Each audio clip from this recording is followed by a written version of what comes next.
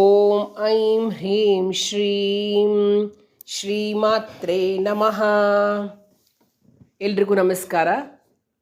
ಲಲಿತಾ ಸಹಸ್ರನಾಮ ಸ್ತೋತ್ರದಲ್ಲಿ 16ನೇ ನಾಮವಾಗಿರ್ತಕ್ಕಂತಹ ಮುಖಚಂದ್ರ ಕಲಂಕಾಭ ಮೃಗನಾಭಿ ವಿಶೇಷಕ ಈ ನಾಮದ ಬಗ್ಗೆ ತಿಳಿದುಕೊಳ್ಳೋಣ. ನಾವಾಗಲೇ ಏನು ಹೇಳಿದ್ವಿ?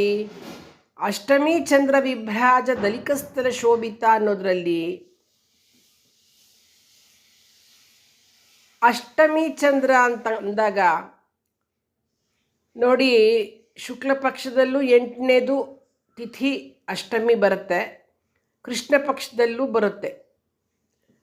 ಆ 15 ದಿವಸದಲ್ಲಿ ಈ ಕಡೆ 7 ಆ ಕಡೆ 7 ಮಧ್ಯದ ತಿಥಿ ಅಷ್ಟಮಿ.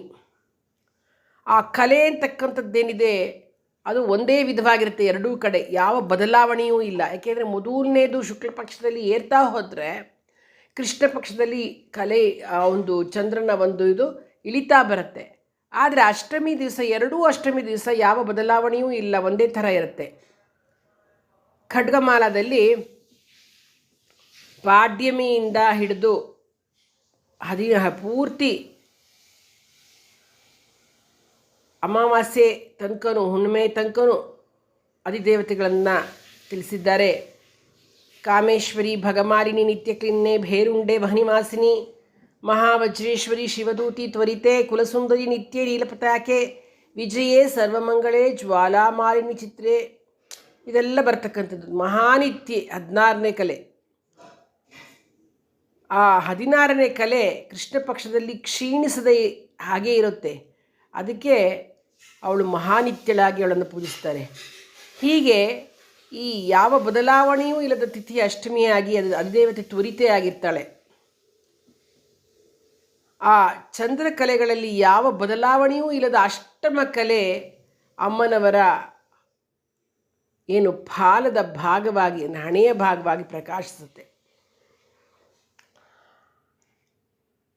ಅದನ್ನು ನಾನು ಹಿಂದಿನ ಸಂಚಿಕೆಯಲ್ಲಿ ಅಷ್ಟಮಿ ಚಂದ್ರ ವಿಭ್ರಾಜ ದಲಿಕಸ್ಥಲ ಶೋಭಿತ ಅನ್ನೋದರಲ್ಲಿ ಹೇಳಿದ್ದೀನಿ.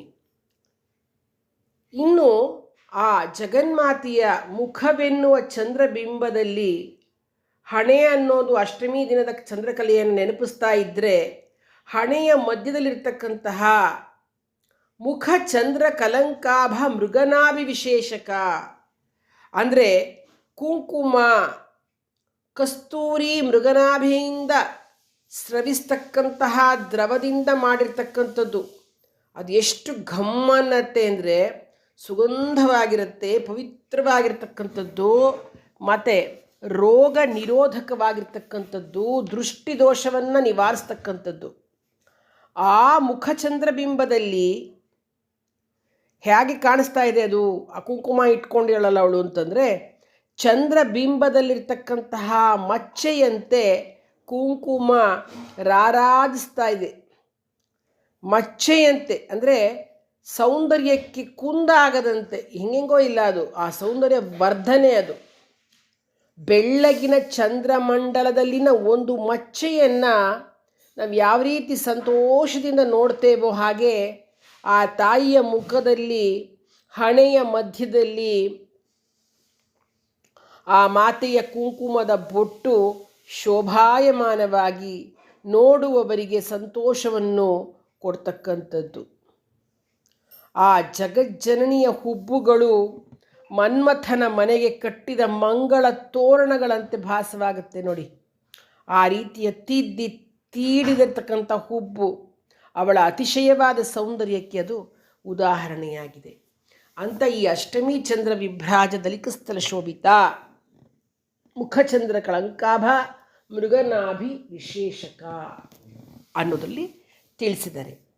ಇಲ್ಲಿ ನಾವು ಅನುಸಂಧಾನ ಮಾಡ್ತಕ್ಕಂಥದ್ದು ಮುಖಚಂದ್ರ ಕಳಂಕಾಭ ಮೃಗನಾಭಿ ವಿಶೇಷಕ,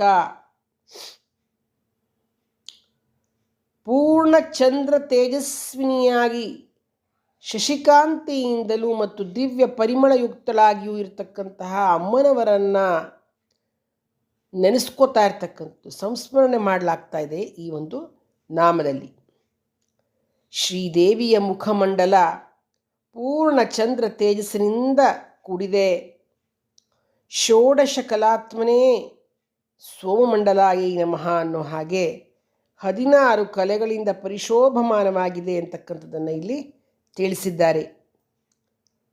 ಚಂದ್ರ ತತ್ವದಲ್ಲಿರ್ತಕ್ಕಂತಹ 16 ಕಲೆಗಳಲ್ಲಿ ಅಭಿವ್ಯಕ್ತವಾಗಿರ್ತಕ್ಕಂತಹ ಆದಿಶಕ್ತಿಯನ್ನಷ್ಟೇ ಅಲ್ಲದೆ ಇದರ ಜೊತೆಯಲ್ಲೇ ಮೃಗನಾಭಿವಿಶೇಷಕ ಅಂದರೆ ಕಸ್ತೂರಿ ಮೃಗದ ನಾಭಿಯಿಂದ ಹೊರಸೂಸುವ ಸುಗಂಧದಿಂದ ತಿಲಕವನ್ನು ಮಾಡಿ ಆ ಕುಂಕುಮಾಂಕಿತವಾದ ಹಣೆಯಿಂದ ಅಮ್ಮನವರ ವದನವು ಪೂರ್ಣಚಂದ್ರನಂತೆಯೂ ಹಾಗೂ ಹಣೆಯ ತಿಲಕವು ಕಸ್ತೂರಿ ಮೃಗ ಲಾಂಛನದಂತೆಯೂ ಪರಿಶೋಭಿಸಿದೆ ಅಂತ ಇಲ್ಲಿ ಹೇಳಿದ್ದಾರೆ. ನೋಡಿ, ನಾವು ಚಂದ್ರನ ನೋಡಿದಾಗ ಒಂದು ಶಶಾಂಕ, ಒಂದು ಮೃಗದ ಚಿಹ್ನೆ ಕಾಣುತ್ತೆ. ಅದು ಯಾವುದು? ಕಸ್ತೂರಿ ಮೃಗದ ಲಾಂಛನವನ್ನೇ ನಾವು ಚಂದ್ರನ ಮುಖದಲ್ಲಿ ನೋಡ್ತೇವೆ. ಅಮ್ಮನವರ ಮುಖಕಮಲವು ಪೂರ್ಣ ಚಂದ್ರನಂತೆ ಶೀತಲ ಕಾಂತಿಯುಕ್ತವಾಗಿದೆ, ಸಕಲ ಕಲಾ ಪೂರ್ಣವಾಗಿದೆ, ಸೌಗಂಧಯುಕ್ತವಾಗಿದೆ. ಮತ್ತು ಅಂದರೆ ಇದು ಪೂರ್ತಿ ಚಂದ್ರನ ಮೇಲ್ಮೈಗೆ ಇದು ಸಮನ್ವಯ ಮಾಡಿದ್ದಾರೆ.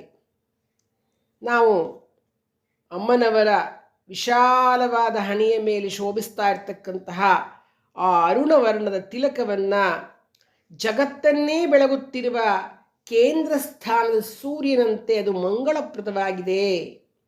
ಆಕಾಶದಲ್ಲಿ ಬೆಳಗುವ ಸೂರ್ಯನಿದ್ದಂತೆ ಅವಳ ತಿಲಕ. ಅದರಿಂದಲೇ ಲೋಕದ ಜೀವಿಗಳಲ್ಲಿ ಜ್ಞಾನ ಪ್ರಚೋದನೆಯಾಗತ್ತೆ ಅಂತಕ್ಕಂಥದ್ದನ್ನು ನಾವು ಅರ್ಥೈಸ್ಕೊಳ್ಬೋದು. ಚಂದ್ರ ಭೂಮಿಯನ್ನು ಸುತ್ತುತ್ತಾ ಸೂರ್ಯನಿಂದ ಪ್ರತಿಫಲಿತವಾದ ಬೆಳಕನ್ನು ಭೂಮಿಗೆ ನೀಡತಕ್ಕಂತಹ ಗ್ರಹವಾಗಿದ್ದರೆ, ಏಕೆಂದರೆ ಅವನು ಪ್ರತಿಫಲನ ತತ್ವ, ಅವನು ಚಂದ್ರ ಅವನಿಂದನೇ ಬೆಳಗ್ತಕ್ಕಂಥದ್ದು, ಅವನು ಸೂರ್ಯನ ಬೆಳಕನ್ನು ತಗೊಂಡು ಪ್ರತಿಫಲಿಸ್ತಕ್ಕಂಥದ್ದು. ಆದ್ದರಿಂದಲೇ ಮನಸ್ಸು ಕೂಡ ಒಂದು ಚಂದ್ರ. ಮನಸ್ಸು ತನ್ನಿಂದ ತಾನೇ ಕೆಲಸಗಳನ್ನ ಮಾಡೋದಿಲ್ಲ, ಅದು ಬುದ್ಧಿಯ ಬೆಳಕನ್ನು ಪ್ರತಿಫಲಿಸಿ ಕಾರ್ಯಗಳನ್ನು ಮಾಡುತ್ತೆ. ಆದ್ದರಿಂದ ಇದೂ ಕೂಡ ಚಂದ್ರ. ಚಂದ್ರನ ಕಲೆಗಳೆಂದರೆ ಮಚ್ಚೆ ಅಲ್ಲ ಅದು, ಅಥವಾ ಕಳಂಕ ಅಲ್ಲ, ಕಲೆಯ ಅಂಕ. ಅಂದರೆ ಕಲೆ ಎಂದರೆ ಕೌಶಲ್ಯ, ಭಾ ಎಂದರೆ ಭಾಸವನ್ನು ಕೊಡ್ತಕ್ಕಂತಹ. ಮುಖ ಚಂದ್ರ ಕಲಂಕಾಭಾ ಅಂದರೆ ಮೃತ್ಗತ್ಯೇತಿ ಮೃಗ. ನಾಭಿ ಅಂದರೆ ನಭ ಅಥವಾ ಆಕಾಶ. ಇಲ್ಲಿ ಏನಪ್ಪ ವಿಶೇಷತೆ ಅಂದರೆ ಒಂದಕ್ಕೊಂದರ ಸಂಬಂಧ ನಮಗೆ ಗೊತ್ತಾಗ್ತಕ್ಕಂಥದ್ದು. ಇಲ್ಲಿ ಇಡೀ ಜಗತ್ತಿನ ಸೃಷ್ಟಿಯ ವಿಶೇಷತೆಯನ್ನೇ ಹೇಳಿಬಿಟ್ಟಿದ್ದಾರೆ. ಹೇಗೆ ಅಂದರೆ ಬ್ರಹ್ಮಾಂಡ ಹೇಗಿದೆಯೋ ಪಿಂಡಾಂಡ ಹಾಗೇ ಇರುತ್ತೆ ಅಂತಕ್ಕಂಥದ್ದು ನಮಗೆ ಗೊತ್ತು ಅಲ್ವಾ. ಸೌಂದರ್ಯ ಲಹರಿಯಲ್ಲಿ ಕೂಡ ಒಂದು ಶ್ಲೋಕ ಬರ್ತಕ್ಕಂಥದ್ದು, ಮುಖಂ ಬಿಂದುಂ ಕೃತ್ವ ಕುಚಯುಗ ಮಧಸ್ತಸ್ಯ ತದಧೋ ಹರಾರ್ಧಂ ಧ್ಯಾಯೇಧ್ಯ ಅಂತ ಒಂದು ಶ್ಲೋಕ ಬರುತ್ತೆ ನೋಡಿ. ಅದು ಪೂರ್ಣಚಂದ್ರಾನನೆಯಾಗಿರ್ತಕ್ಕಂತಹ ದೇವಿಯ ಮುಖದಲ್ಲಿಯ ಷೋಡಶ ಕಲೆಗಳಿಂದಾಗಿ ಮೃತ್ಗತಿಯುಳ್ಳ ಎಲ್ಲವೂ, ನಭದಲ್ಲಿ ಬ್ರಹ್ಮಾಂಡವೂ ಹಾಗೂ ನಾಭಿಯಲ್ಲಿ ಪಿಂಡಾಂಡವೂ ಸೃಷ್ಟಿಯಾಗ್ತಕ್ಕಂಥದ್ದು. ಚಂದ್ರಬಿಂಬಾನನೆಯ ಮೊಗದಲ್ಲಿಯ 16 ಕಲೆಗಳನ್ನು ನಾವು ನೋಡಬಹುದು.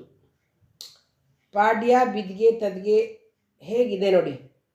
ನಾನು ಆಗಲೇ ಹೇಳಿದೆ ನಿಮಗೆ 16 ಕಲೆಗಳನ್ನು ಹೇಗೆ ಹೇಳಿದ್ದಾರೆ ಅಂತ. ಕಾಮೇಶ್ವರಿ ಭಗವಾನ ನಿತ್ಯ ಕ್ಲಿನ್ನೆ ಬೇರುಂಡೆ ವಹನಿವಾಸಿನಿ ಮಹಾವಜ್ರೇಶ್ವರಿ ಶಿವದೂತಿ ತ್ವರಿತೆ ಕುಲಸುಂದರಿ ನಿತ್ಯೆ ನೀಲಪತಾಕೆ ವಿಜಯೇ ವಿಶ್ವಮಂಗಳೇ ಜ್ವಾಲಾ ಮಾಲಿನಿ ವಿಚಿತ್ರೆ ಮಹಾನಿತ್ಯ. ಅಂದರೆ ಕಾಮೇಶ್ವರಿ ಸಕಲ ಕಾಮನೆಗಳ ಒಂದು ಉದಯಕ್ಕೆ, ಉತ್ಕರ್ಷಕ್ಕೆ, ಉಪಶಮನಕ್ಕೆ ಕಾರಣ ಆಗಿರ್ತಕ್ಕಂಥವಳು ಕಾಮೇಶ್ವರಿ. ಕಾಮ ಅಂದರೆ ಇಚ್ಛೆ, ಬಯಕೆ. ಅದು ಉತ್ಪನ್ನವಾಗ್ತಕ್ಕಂಥದ್ದು ಎಲ್ಲಿ? ಕಾಮ ಆ ಆಜ್ಞಾಚಕ್ರ ಶ್ರೀದೇವಿಯ ಆಜ್ಞೆಯಾದ ಮೇಲೆ ಸಕಲ ಕೆಲಸಗಳು ನಡೀತಕ್ಕಂಥದ್ದು ಅಂತ. ಇನ್ನು ಭಗಮಾಲಿನಿ ಅಂತಂದರೆ, ಭಗ ಅಂದರೆ ಯೋನಿ ಅಥವಾ ಉತ್ಪತ್ತಿ ಸ್ಥಾನ ಅಥವಾ ಜ್ಞಾನ ಅಂತ ಅರ್ಥ ಇದೆ. ಸೂರ್ಯ ಜ್ಞಾನ ಸ್ವರೂಪ. ಭಗಮಾಲಿನಿ ಅಂದರೆ ಕೋಟಿ ಕೋಟಿ ಅಸಂಖ್ಯಾತ ಸೂರ್ಯರನ್ನೇ ಮಾಲೆಯಾಗಿ ಧರಿಸಿರ್ತಕ್ಕಂಥವಳು ಅನ್ನೋ ಅರ್ಥ ಇಲ್ಲಿ ಬರ್ತಕ್ಕಂಥದ್ದು. ಹೀಗೆ ಒಂದೊಂದು ಶ್ಲೋಕಕ್ಕೆ ನಿತ್ಯ ಕ್ಲೀನ್ನೆ, ಭೇರುಂಡೆ ಎಲ್ಲದಕ್ಕೂ ಕೂಡ ಅದರದ್ದೇ ಆಗಿರ್ತಕ್ಕಂತಹ ಅರ್ಥ ಇದೆ. ಇಲ್ಲಿ ನಾವು ಅಷ್ಟಮಿ ಚಂದ್ರ ಬಂದಾಗ ತ್ವರಿತ ತಗೊಂಡ್ರೆ ನಾವು ಅಂದರೆ ಬಹಳ ಬೇಗ, ಅಂದರೆ ವೇಗವಾಗಿರ್ತಕ್ಕಂಥದ್ದು, ಶೀಘ್ರಗತಿಯಲ್ಲಿರ್ತಕ್ಕಂಥದ್ದು ಅಂತ. ಅಂದರೆ ಈ ದಿವ್ಯ ಶಕ್ತಿಯು ದೇಹ, ಇಂದ್ರಿಯ, ಮನಸ್ಸು, ಬುದ್ಧಿಗಳ ವೇಗವನ್ನೂ ಮೀರಿ ಅವುಗಳನ್ನೆಲ್ಲ ಗ್ರಹಿಸಲಾರದಷ್ಟು ವೇಗವಾಗಿ ಚಲಿಸ್ತಕ್ಕಂಥದ್ದು. ಅದು ಚಲಿಸುತ್ತೆ, ಆದರೆ ಚಲಿಸೋದಿಲ್ಲ. ಅಂದರೆ ಒಳಗೂ ಇದೆ, ಹೊರಗೂ ಇದೆ, ಎಲ್ಲೆಲ್ಲೂ ವ್ಯಾಪಿಸಿದೆ ಅಂತಕ್ಕಂತಹ ಅರ್ಥವನ್ನು ಕೊಡ್ತಕ್ಕಂಥದ್ದು ಅಷ್ಟಮಿ ಚಂದ್ರ. ಆ ಅಷ್ಟಮಿ ಚಂದ್ರಕ್ಕೆ ಇಷ್ಟೊಂದು ಅರ್ಥವನ್ನು ನಾವು ತಿಳ್ಕೊಳ್ತಾ ಹೋಗ್ಬೋದು. ಹೀಗೆ ಅಷ್ಟಮಿ ಚಂದ್ರ ವಿಭ್ರಾಜದಲ್ಲಿ ಕಸ್ತಲ ಶೋಭಿತ ಮುಖಚಂದ್ರ ಕಳಂಕಾಭ ಮೃಗನಾಭಿ ವಿಶೇಷಕ ಅಂತ. ಇಲ್ಲಿ ಮನಃಕಾರಕನಾಗಿರ್ತಕ್ಕಂತಹ ಚಂದ್ರನನ್ನು, ಅಂದರೆ ಮನಸ್ಸನ್ನು ಒಂದು ದಿವ್ಯ ತಪಸ್ಸಿನ ಮೂಲಕ ಸದಾ ಪ್ರಸನ್ನತೆಯಿಂದ ಕೂಡಿರಲು ಆತ್ಮ ಸಂಯತೆಯನ್ನು ಸಾಧಿಸಬೇಕು ನಾವು. ಆಗ ಮಾತ್ರ, ಅಂದರೆ ಭಾವ ಸಂಶುದ್ಧಿಯನ್ನು ಪಡೆದಾಗ ಮುಖವೂ ಕೂಡ ಸುಂದರವಾಗಿ ಕಾಣಿಸ್ತಕ್ಕಂಥದ್ದು. ವಿಷಯಗಳ ಮೋಹವನ್ನು ನಾವು ಕಳೆದುಕೊಂಡು ಜ್ಞಾನದ ಮೂಲಕ ಆತ್ಮಾನುಸಂಧಾನದಲ್ಲೇ ಶ್ರೇಯಸ್ಸನ್ನು ಹಾಗೂ ಸಂತೃಪ್ತಿಯನ್ನು ಕಾಣೋದು. ಇಂತಹ ಪ್ರಜ್ಞೆಯನ್ನು ಪ್ರಚೋದಿಸ್ತಕ್ಕಂತಹ ಅಂತರ್ಯಾಮಿ ಶಕ್ತಿಯಾಗಿರ್ತಕ್ಕಂತಹ ಅಮ್ಮನವರ ಪಾದ ಪದ್ಮಗಳಿಗೆ ನನ್ನ ನಮಸ್ಕಾರಗಳು ಅಂತಕ್ಕಂಥದ್ದು ಈ ಒಂದು ನಾಮದ ಒಂದು ಅರ್ಥವಾಗಿದೆ. ಅಷ್ಟಮಿ ಚಂದ್ರ ವಿಭ್ರಾಜದಲ್ಲಿ ಕಸ್ತಲ ಶೋಭಿತ ಮುಖಚಂದ್ರ ಕಳಂಕಾಭ ಮೃಗನಾಭಿ ವಿಶೇಷಕ. ಷೋಡಶ ಕಲಾತ್ಮಕರಾಗಿರ್ತಕ್ಕಂತಹ ಚಂದ್ರನ ನಾನಾ ಕಲೆ ಅಥವಾ ಕಳಂಕದಿಂದಲೂ ಅವನಲ್ಲಿರ್ತಕ್ಕಂತಹ ಕಸ್ತೂರಿ ಮೃಗಲಾಂಛನದ ದಿವ್ಯ ಪರಿಮಳಯುಕ್ತವಾದ ತಿಲಕದಿಂದಲೂ ಶೋಭಾಯಮಾನವಾಗಿರ್ತಕ್ಕಂತಹ ವಿಶಾಲವಾದ ಹಣೆಯಿಂದ ಪರಿಶೋಭಿತಲಾಗಿರ್ತಕ್ಕಂತಹ ಪೂರ್ಣ ಚಂದ್ರಾನನೆಯಾಗಿರ್ತಕ್ಕಂತಹ ಶ್ರೀ ಲಲಿತಾಂಬಿಕೆಯೇ, ಪ್ರಫುಲ್ಲವಾಗಿ ಅರಳಿದ ಕಮಲದ ದಳದ ನೇತ್ರಳಾಗಿರ್ತಕ್ಕಂತಹ ಕರ್ಣಕುಂಡಲಗಳಿಂದ ಹೊಳೆಯುತ್ತಿರ್ತಕ್ಕಂತಹ ಕರ್ಣಶೋಭಿನಿಯೇ, ಚಂಪಕಾ ಪುಷ್ಪ ಸಮಾಭಾಸ ನಾಸಿಕದಿಂದ, ಚಂಪಕದಂತಹ ನಾಸಿಕದಿಂದ, ಹವಳವರ್ಣದ ತುಟಿಗಳಿಂದ, ಸುಂದರವಾದ ಕಪೋಲಗಳಿಂದ ಮತ್ತು ಚುಬುಕ ಶ್ರೀ ವಿರಾಜಿತ ಚುಬುಕಗಳಿಂದ, ಮನ್ಮಥನ ಕೋದಂಡದಂಥ ಹುಬ್ಬುಗಳಿಂದ ಹಾಗೂ ಸದಾ ಮುಗುಳ್ನಗೆಯಿಂದ ಪರಮಾಹ್ಲಾದವನ್ನುಂಟು ಮಾಡತಕ್ಕಂತಹ ಪೂರ್ಣ ಚಂದ್ರಾನನೆಯಾಗಿರ್ತಕ್ಕಂತಹ ಶ್ರೀ ಲಲಿತಾ ಪರಮೇಶ್ವರಿಯೇ, ನಿನ್ನ ಚರಣಾರವಿಂದಗಳಿಗೆ ನನ್ನ ನಮಸ್ಕಾರಗಳು ಅಂತ ಈ ಒಂದು ನಾಮದ ಅರ್ಥಾನುಸಂಧಾನ ಆಗಿದೆ. ಶ್ರೀ ಲಲಿತಾ ತ್ರಿಪುರ ಸುಂದರಿ ಕೃಪಾ ಕಟಾಕ್ಷ ಸಿದ್ಧಿರಸ್ತು.